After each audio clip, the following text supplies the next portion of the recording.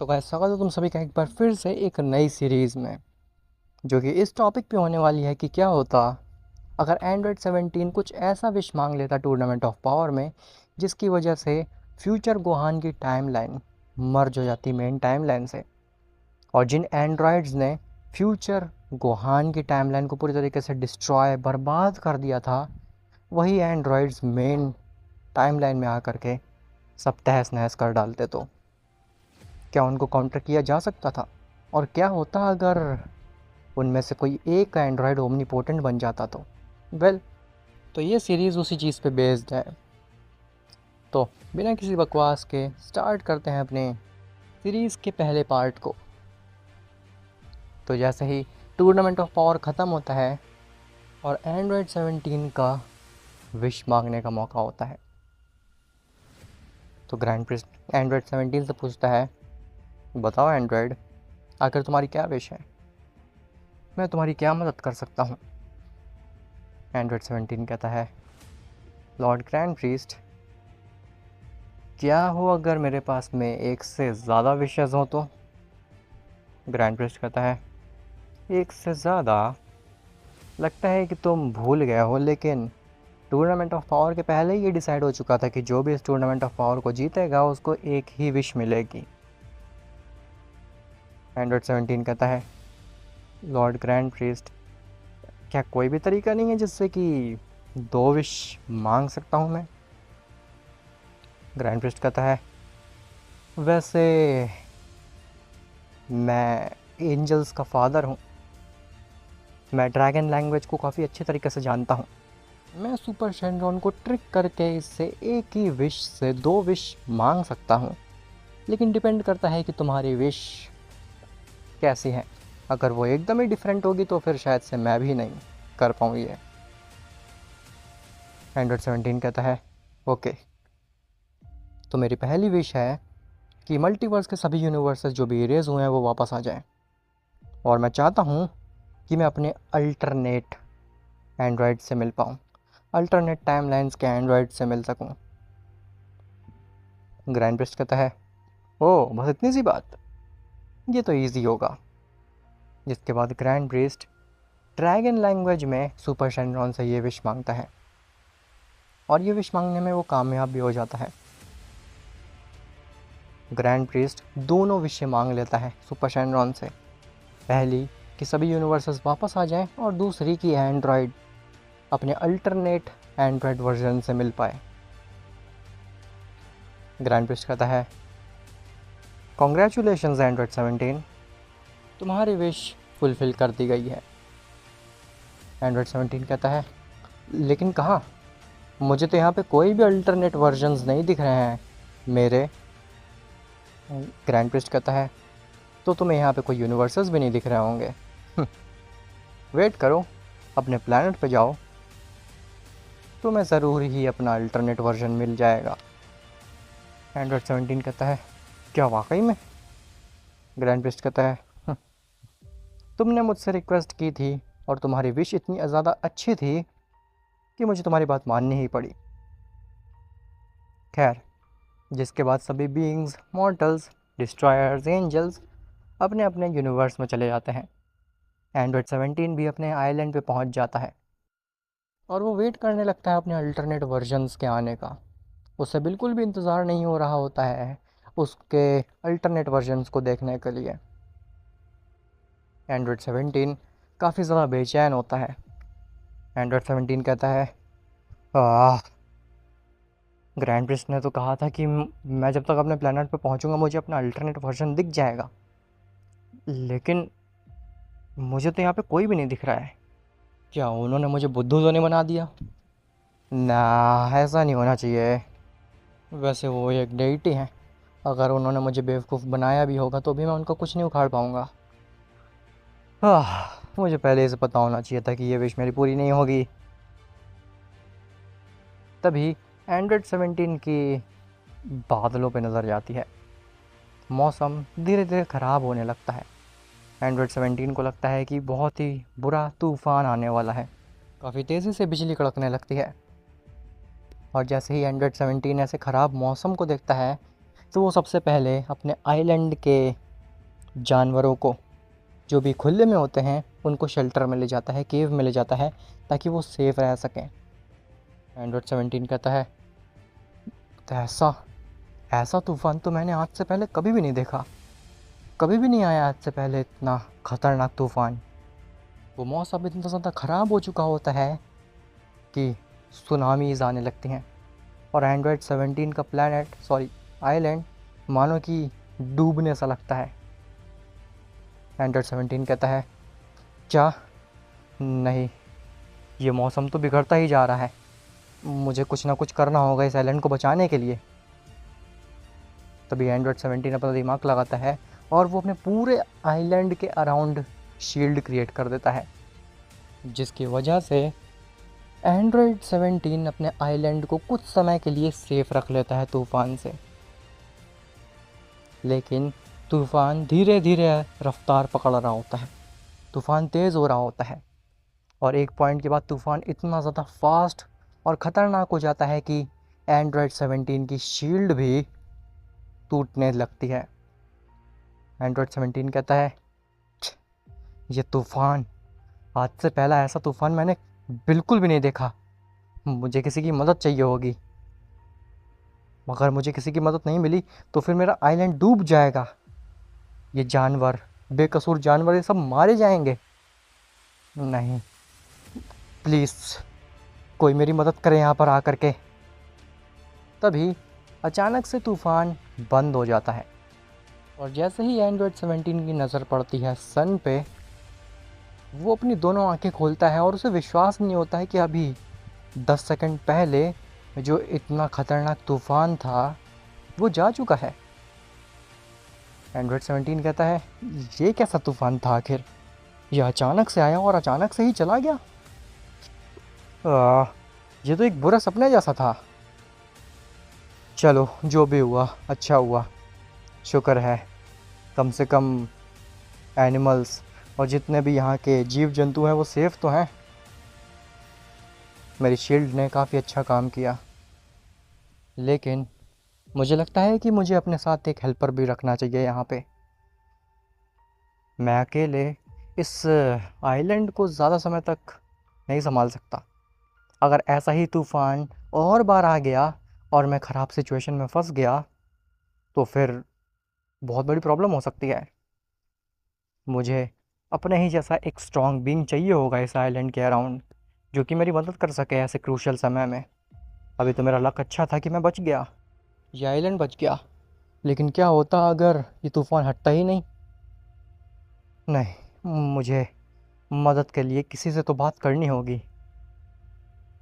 मैं गोकू और उसके दोस्तों से बात करके देखता हूँ, क्या पता वो मेरी हेल्प कर दें, या फिर उनके पास में कोई सॉल्यूशन हो। इवन वजीटा की वाइफ तो एक साइंटिस्ट है, हो सकता है कि वो एक नया एंड्रॉयड क्रिएट कर दे जो कि मेरी मदद कर सके। जिसके बाद एंड्रॉयड 17 वहाँ से चला जाता है कैप्सूल कॉर्प की तरफ।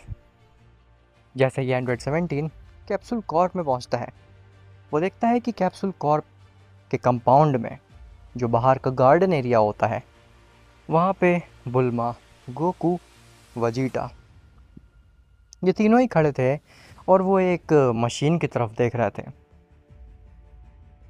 एंड्रॉयड 17 उनके नज़दीक जाता और पूछता है, आखिर तुम ये सब क्या कर रहे हो, यहाँ पे क्यों घूम रहे हो?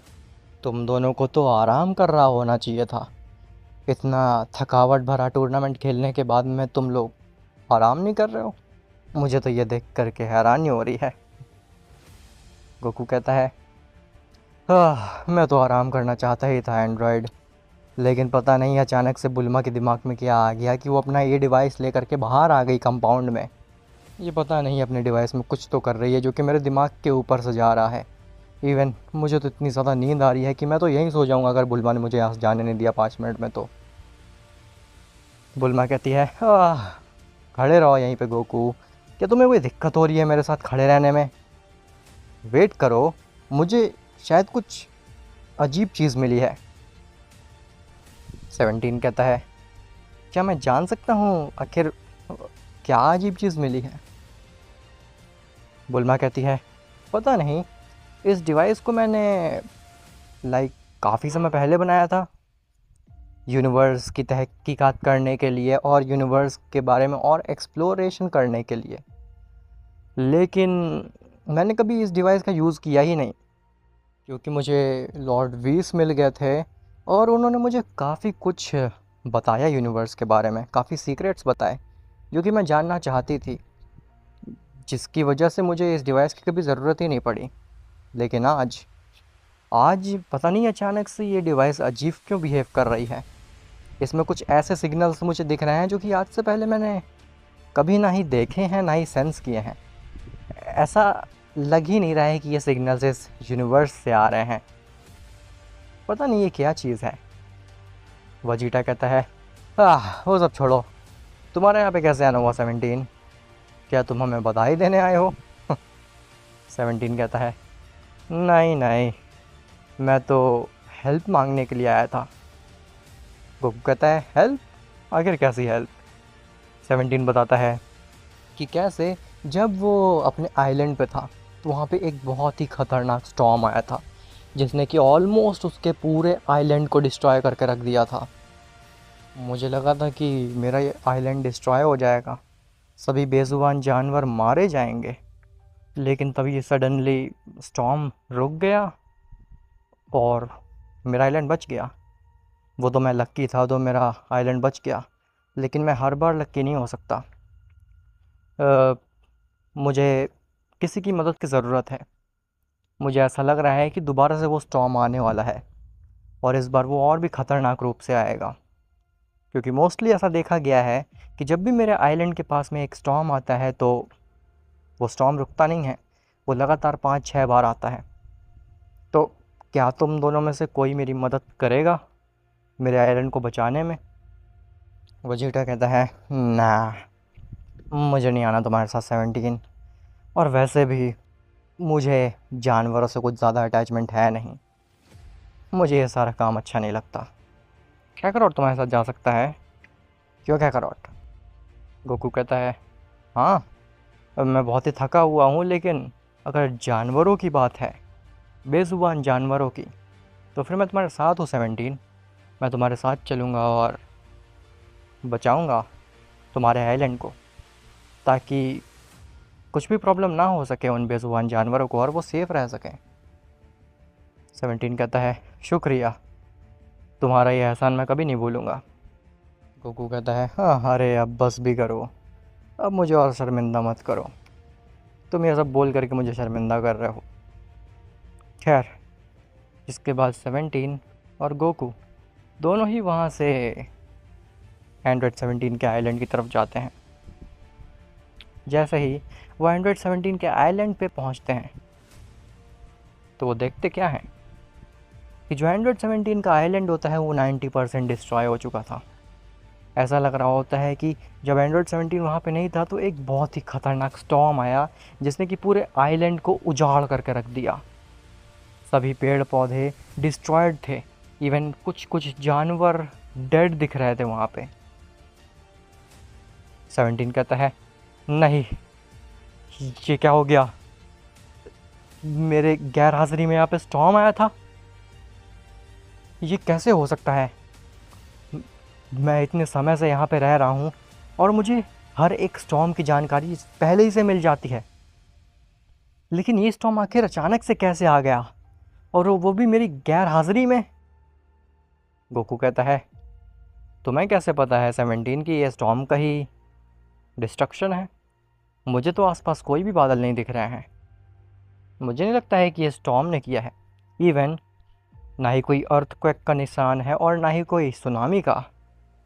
ऐसा लग रहा है कि तुम्हारे आइलैंड पे किसी ने डिस्ट्रक्शन फैलाया है। 17 कहता है, नहीं, जब मैं यहाँ पे था तब भी एक बहुत ही ख़तरनाक स्टॉर्म आया था और वो भी अचानक से ही आया था और अचानक से चला गया था। मैं 100% श्योर हूँ कि ये उसी चीज़ ने किया है, उसी स्टॉर्म ने किया है ये। गोकू कहता है, ओह अच्छा, इसका मतलब है कि तुम ये कहना चाहते हो कि उस स्टॉर्म के पास में दिमाग था। जब तुम इस प्लैनेट को डिफेंड कर रहे थे तब वो नहीं आया, और जैसे ही तुम यहाँ से चले गए उसने तुम्हारे आइलैंड को डिस्ट्रॉय कर डाला। क्या मजाक कर रहे हो?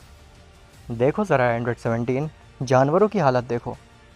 अगर कोई नेचुरल डिज़ास्टर होता तो फिर जानवर ऐसे नहीं मरे होते हैं।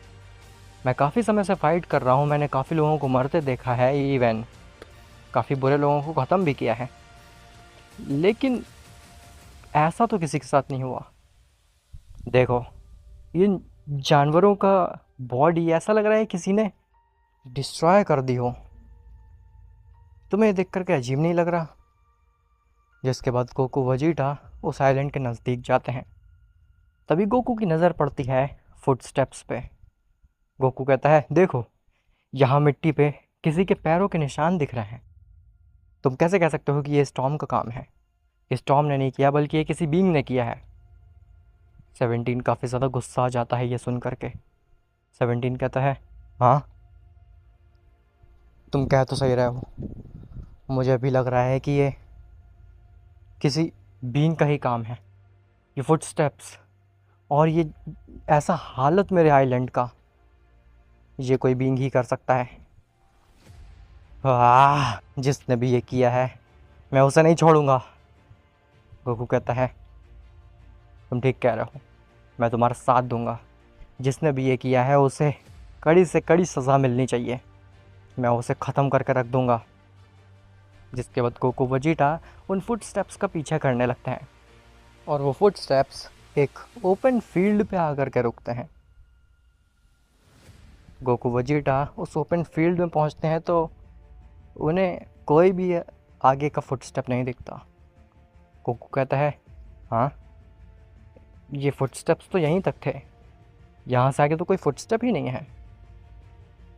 क्या वो बीइंग यहीं तक आया था जो भी था और यहाँ से गायब हो गया? ये चीज़ तो इम्पॉसिबल सी लग रही है। तभी उन्हें किसी की चीखने की आवाज़ आती है। गोकू कहता है, ओह एंड्रॉइड 17, तुमने क्या ये आवाज़ सुनी?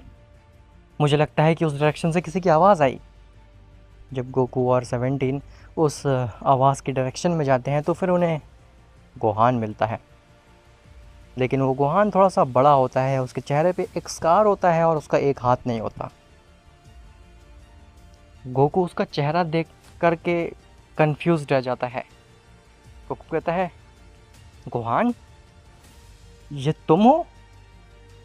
लेकिन तुम इतने बड़े कैसे हो गए और तुम्हारी ऐसी हालत किसने की? तुम्हारा एक हाथ कहाँ गया और ये स्कार? वो गोहान चीख रहा होता है, ऐसा लग रहा होता है कि उसको किसी ने बहुत ही बुरी तरीके से इंजर्ड किया हो। और तभी वो गोहान अनकॉन्शियस हो जाता है। गोकू कहता है, 17, हमें इसे ले जाना होगा, हमें इसे बुल्मा के पास ले जाना होगा। 17 कहता है, क्या? तुमने अभी तो कहा था ना कि जिसने इस आइलैंड की ऐसा हालत किया हो उससे तुम कड़ी से कड़ी सज़ा मिलनी चाहिए, तो इसे यहीं पर मरने दो।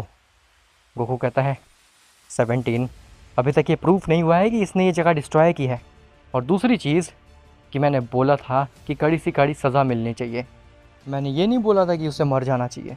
खैर, मुझे तुमसे बहस नहीं करनी 17, मेरी मदद करो, मुझे इसे योजिरोबे के पास ले जाना पड़ेगा और इसे सेंजो बीन खिलानी होगी ताकि ये ठीक हो सके, हील कर सके अपने आप को।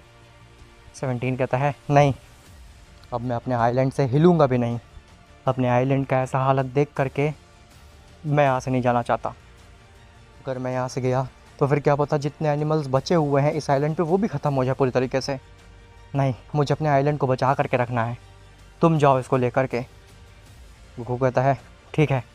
जिसके बाद गोकू गोहान को अपने कंधे पर रखता है और वहाँ से चला जाता है।